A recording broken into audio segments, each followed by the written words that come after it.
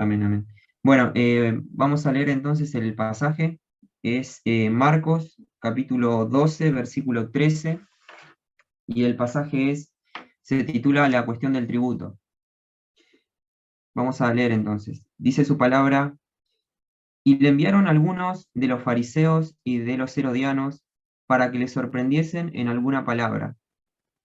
Viniendo ellos, le dijeron: Maestro, sabemos que eres hombre veraz y que no te cuidas de nadie, porque no miras la apariencia de los hombres, sino que con verdad enseñas el camino de Dios. ¿Es lícito dar tributo a César o no? ¿Daremos o no daremos? Mas él, percibiendo la hipocresía de ellos, les dijo: ¿por qué me tentáis? Traedme la moneda para que la vea. Ellos se la trajeron y les dijo: ¿de quién es esta imagen y la inscripción? Ellos le dijeron: de César. Respondiendo Jesús les dijo: dad a César lo que es de César, y a Dios lo que es de Dios. Y se maravillaron de él. Amén. Bien, voy a iniciar haciendo un contexto de lo que viene ocurriendo, digamos, en los pasajes anteriores. Em, y quería empezar con una idea para contextualizar. Eh, Pareciera que el Señor está indicando en los pasajes anteriores, y lo va a hacer nuevamente acá en la cuestión del tributo, que existen dos maneras de administrar los recursos de Dios o las cosas de Dios. Hay dos maneras de administrar los recursos de Dios: una manera correcta y una manera incorrecta. Pareciera que la manera correcta es la que reconoce que Dios es dueño de absolutamente todo y que en consecuencia nosotros tenemos que administrar las cosas que Dios nos da eh, para su gloria. Pero también existe una manera incorrecta, y es aquella en la que podemos llegar a creer que las cosas que son de Dios y que Dios en su gracia nos permitió administrar son nuestras, son de nuestra propiedad, y en consecuencia que podemos utilizarla para nuestros propios beneficios. Bueno, esta es la crítica que el Señor hace, eh, centrándose en los líderes religiosos. Los líderes religiosos estaban utilizando, estaban administrando mal los recursos que Dios le había dado.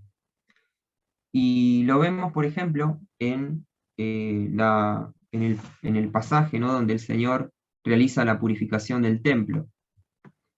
En ese pasaje vemos que Dios le había dado a los líderes religiosos, a los fariseos, a los escribas, la administración del templo con un determinado propósito.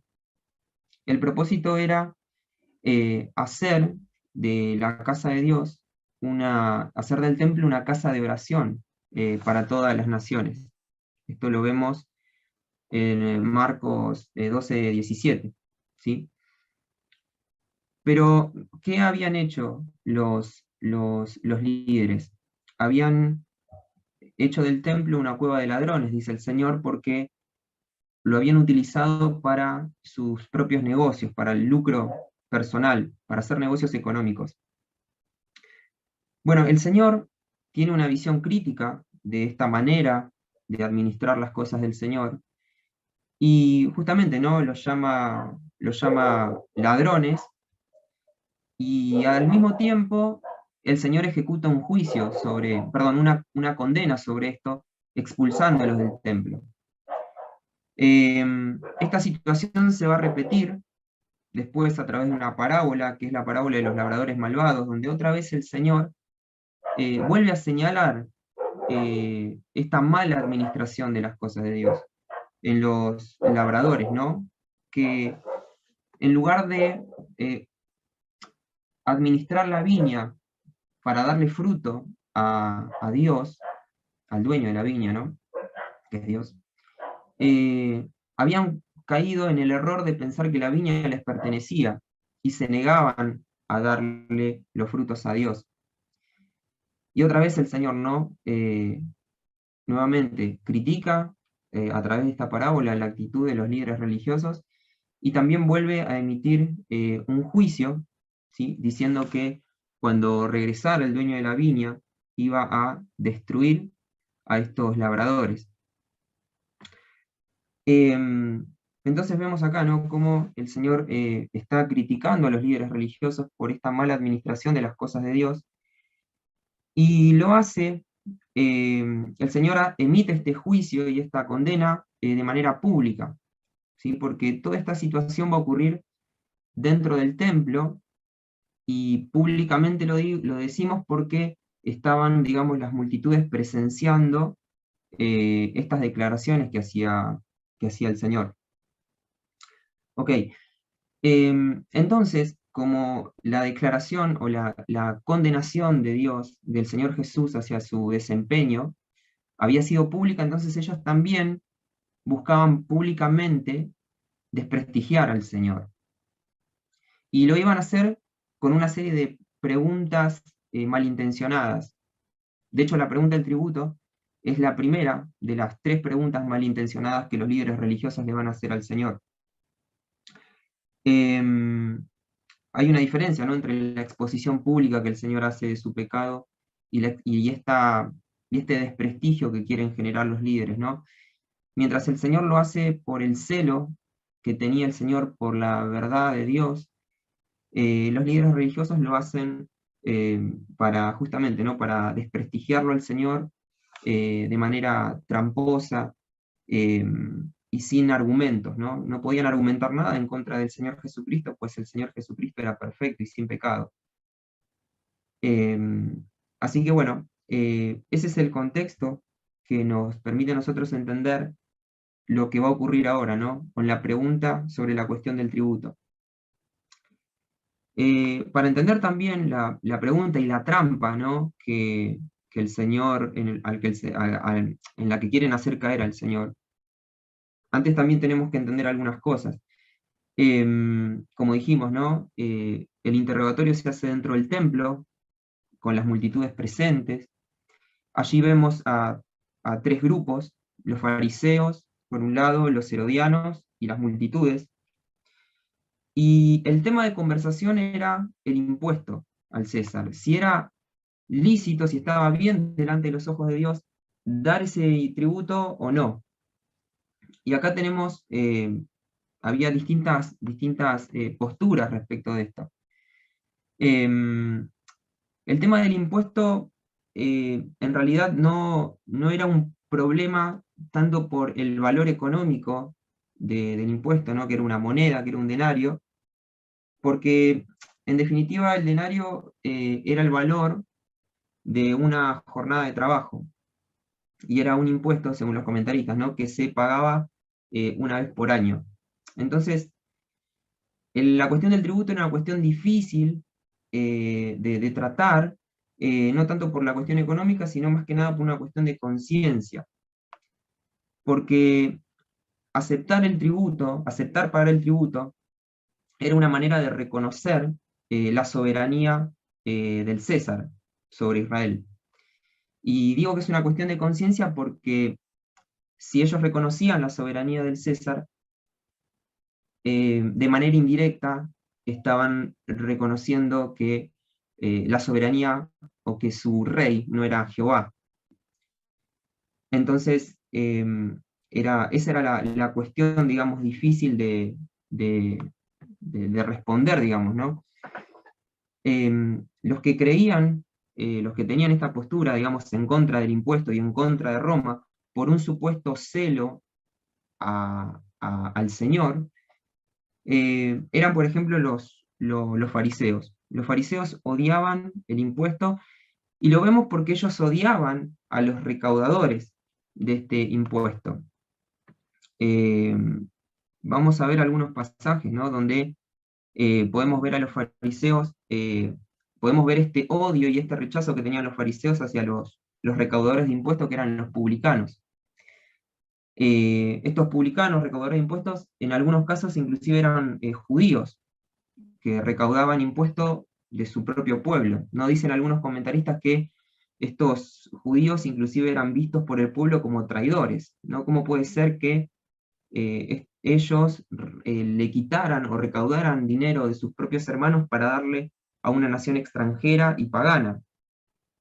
Bueno, vemos, por ejemplo, tratando los fariseos, tratando a los publicanos, por ejemplo, equiparándolos, teniendo poniéndolos a la misma estatura moral, por ejemplo, que las prostitutas.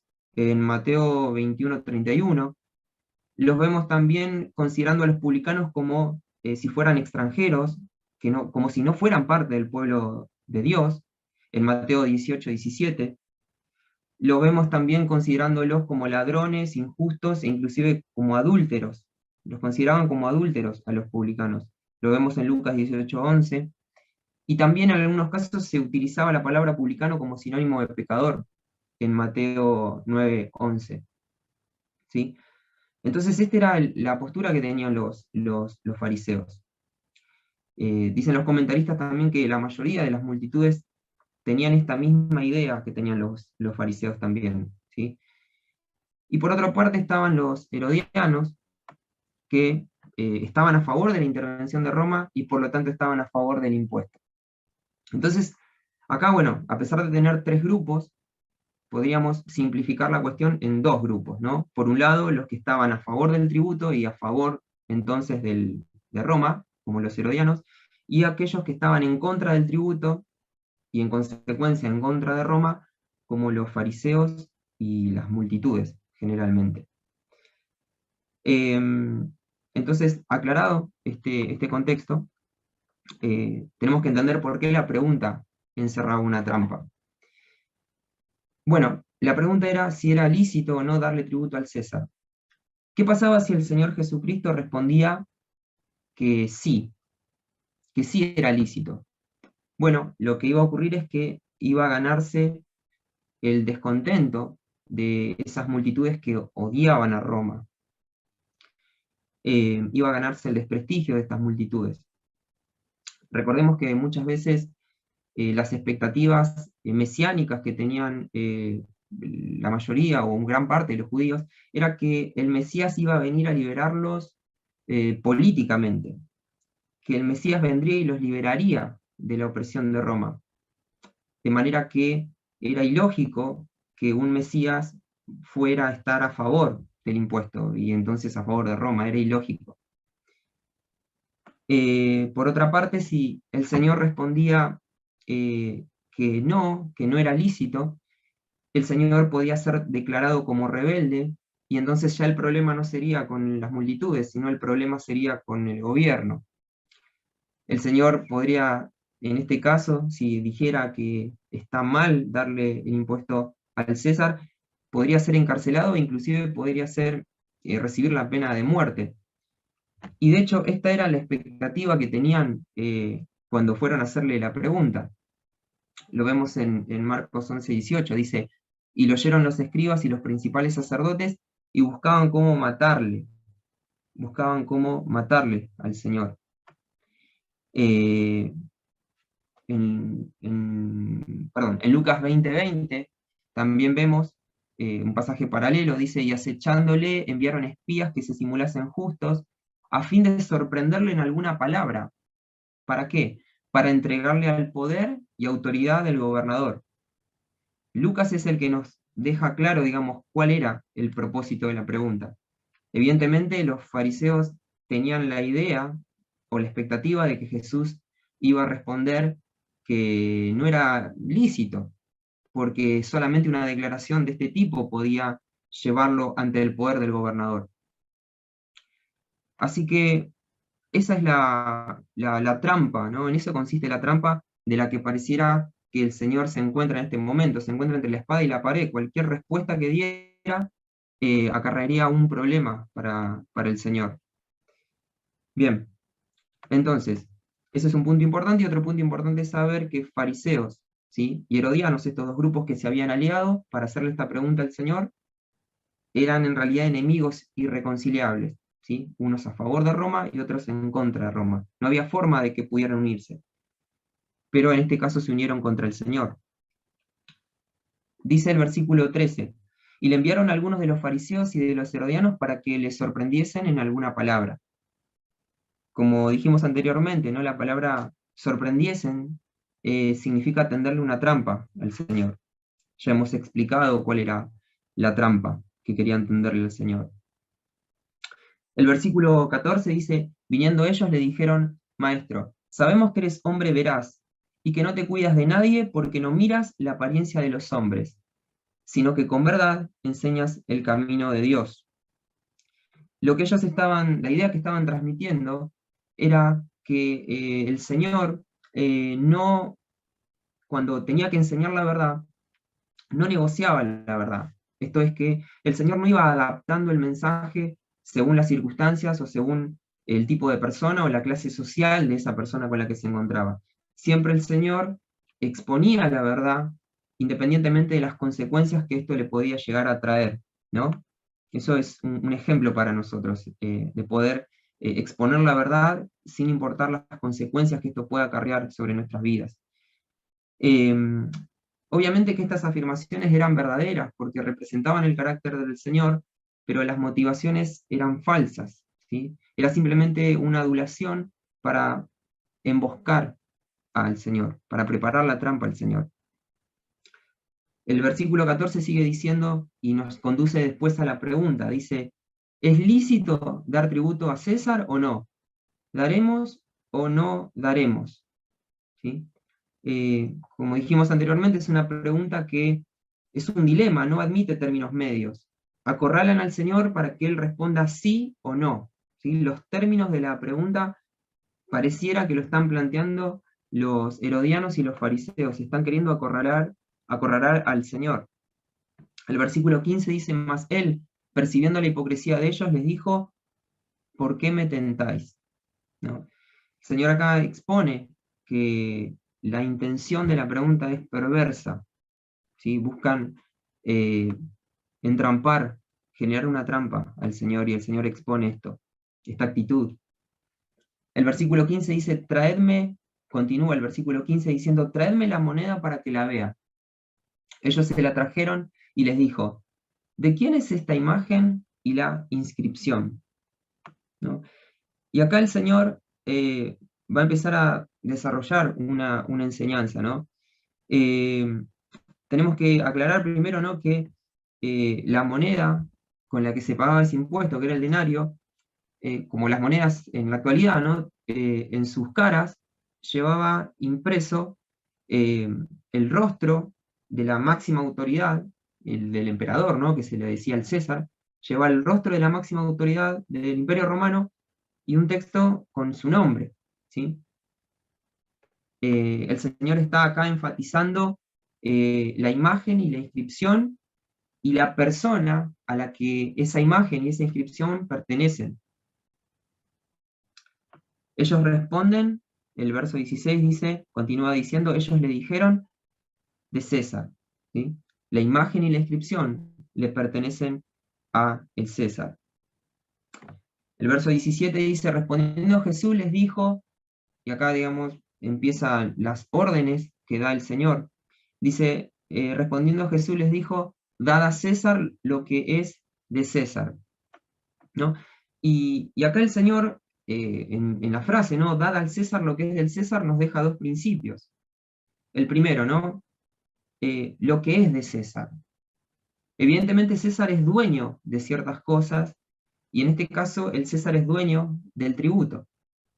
¿Por qué? Porque la moneda tiene su imagen, ¿sí? Entonces es importante para lo que el Señor va a explicar más adelante, ¿sí? Entonces entendemos que el César es dueño de ciertas cosas, y que en este caso es el tributo, y que es dueño porque ese objeto tiene su imagen. Una vez que sabemos que el César es dueño de ese tributo, ¿qué debemos hacer o qué debían hacer esa audiencia ante la pregunta, ¿no? Bueno, la frase del Señor empieza diciendo, dad a César, y ahí está la orden, ¿sí? Hay que entregarle al César lo que le pertenece. Esto tiene implicancias, tenía implicancias para ellos y tiene implicancias para nosotros, y la implicancia es que nosotros tenemos la obligación de pagar nuestros impuestos. Independientemente, ¿no?, del uso que el gobierno vaya a dar de esos recursos, la obligación del creyente es someterse a las autoridades y pagar esos impuestos, ¿no? Romanos 13:7 dice: pagar a todos lo que debéis, al que tributo, tributo, al que impuesto, impuesto, al que respeto, respeto, al que honra, honra. Entonces, el Señor nos manda a que debemos pagar nuestros impuestos. Y el versículo 17 finaliza diciendo, recordemos, dijo: dad al César lo que es del César, y a Dios lo que es de Dios, ¿no? Y acá el Señor establece un paralelismo, ¿no?, entre el César y Dios. Así como el César era dueño de ciertas cosas, y había que entregarle esas cosas al César, de la misma manera, ¿cuánto más, no? Dios es dueño también, y tiene cosas que le pertenecen a Él, y lo correcto es entregárselo. Uno podría pensar, ¿no? Pero qué, y esto es lo que yo pensaba mientras meditaba en esta palabra, que la pregunta más certera por ahí sería decir, más que qué es de Dios, qué cosa no es de Dios, ¿no? Prácticamente podríamos pensar que todo es de Dios. Y en este caso, hasta el propio César es de Dios, porque el César subsiste por Dios. Esto nos dice Romanos 13:11, porque no hay autoridad sino de parte de Dios, y las que hay, por Dios han sido establecidas. O sea, hasta el propio César subsistía por Dios. Entonces, para ir cerrando el argumento que el Señor plantea, si, si el César es dueño de aquellas cosas que tienen su imagen, y lo correcto es entregárselo, entonces la pregunta es: ¿de qué es dueño Dios? ¿No? Siguiendo esta lógica, pues Dios sería dueño también de aquello que tiene su imagen. Pero ¿qué es lo que tiene la imagen de Dios? Muy probablemente la audiencia judía que estaba escuchando esta exposición del Señor le haya venido a la mente algunos pasajes de las Escrituras para poder entender qué es de Dios, o mejor dicho, qué es lo que tiene la imagen de Dios. Pensé algunos pasajes, voy a nombrar uno, pero hay varios, en Génesis. Génesis 1, 26, 27 dice: y dijo Dios, hagamos al hombre a nuestra imagen, conforme a nuestra semejanza. Creó pues Dios al hombre a imagen suya, a imagen de Dios lo creó. Varón y hembra los creó. Pareciera, ¿no?, que la duda sobre qué había que otorgarle a Dios ya estaba resuelta. Lo que había que otorgarle a Dios era justamente al ser humano. El ser humano debía ser entregado a Dios porque le pertenecía a Dios. Y le pertenecía a Dios porque el ser humano tiene su imagen. La audiencia que estaba oyéndolo, fariseos, herodianos, los discípulos, las multitudes, le pertenecían a Dios y tenían que entregarle su vida a Dios. Esto implicaba que, así como debían tributar al César con una moneda, también debían tributar al Señor como es digno de Él, esto es, con sus vidas, entregándoselas por completo al Señor como un reconocimiento de su completa y total autoridad. Dice la Escritura que se asombraron de esta respuesta. El versículo 17 termina diciendo: y se maravillaron de Él. El Señor entonces está dejando en claro que ellos debían entregar sus vidas por completo al Señor. Y entonces es una implicación que también nos afecta a nosotros también, ¿sí? El Señor nos está diciendo que nosotros no debemos ser malos administradores de lo que Dios nos dio. Ser malos administradores, ser labradores malvados que utilizan lo que le pertenece a Dios para sus propios beneficios, o ser como los líderes en el templo, de utilizar el templo para lo que Dios no había determinado, es igual que utilizar nuestras vidas para lo que Dios no determinó. O sea, nosotros tenemos que utilizar nuestra vida según lo que el dueño de nuestra vida establece. Y pensé en algunos pasajes de las Escrituras, porque esto pareciera que es muy general, ¿no? Uno podría decir, bueno, yo no soy dueño de mi vida le pertenece al Señor, pero hay pasajes en las Escrituras donde nos muestra de manera muy clara y muy concreta que nuestra vida no es nuestra y qué podríamos hacer concretamente para entregarle nuestra vida al Señor. Em, Meditaba en esto, ¿no? Que podríamos dividir nuestra vida en distintos ámbitos, como nuestro tiempo, nuestro trabajo, nuestros pensamientos, nuestros recursos. Y digo nuestros poniendo entre comillas porque en realidad no es nuestro, sino que todo es del Señor. Podríamos preguntarnos, ¿no? Nosotros, ¿qué hacemos con nuestro tiempo? ¿Qué hacemos con nuestro tiempo? Y uno podría pensar, bueno, pero mi tiempo es mío, pues en realidad no, tu tiempo no es tuyo, tu tiempo es del Señor y tenés que usar tu tiempo para lo que el Señor determina. ¿Qué nos dice las Escrituras respecto a cómo usar nuestro tiempo? Bueno, Colosenses 4:5 dice, andad sabiamente para con los de afuera, aprovechando bien el tiempo, aprovechando bien el tiempo, utilizando nuestro tiempo para leer las Escrituras y para orar y buscar al Señor y tener una comunión genuina con Él. Necesitamos tiempo para hacer eso. Entonces no podemos disponer de nuestro tiempo como nosotros queremos, de nuevo, porque no es tuyo, es de Dios. Y hay cuestiones todavía más radicales. ¿En qué pensamos? Uno podría pensar que yo puedo pensar lo que quiero, eh, pero desde la lógica del Señor no es así, porque vos no sos tuyo, vos sos del Señor y tus pensamientos son de Él. Entonces vos no podés pensar lo que quieras. ¿Acaso no puedo pensar lo que quiero? No. ¿Y quién va a decir que tengo que pensar? Pues el Señor. Filipenses 4:8 dice, por lo demás, hermanos, todo lo que es verdadero, todo lo honesto, todo lo justo, todo lo puro, todo lo amable, todo lo que es de buen nombre, si hay virtud alguna, si hay algo digno de alabanza, en esto pensad. Ahí el Señor nos está dando indicaciones muy precisas de en qué debemos ocupar nuestros pensamientos. ¿En qué, cierro con esto, y otro ejemplo más dice, en qué usamos nuestro dinero? Y nuevamente uno puede pensar, bueno, pero el dinero es mío, porque yo me lo gané, porque yo me esforcé, porque yo me levanto temprano todos los días y gasto mucho de mi esfuerzo y entonces el dinero es mío.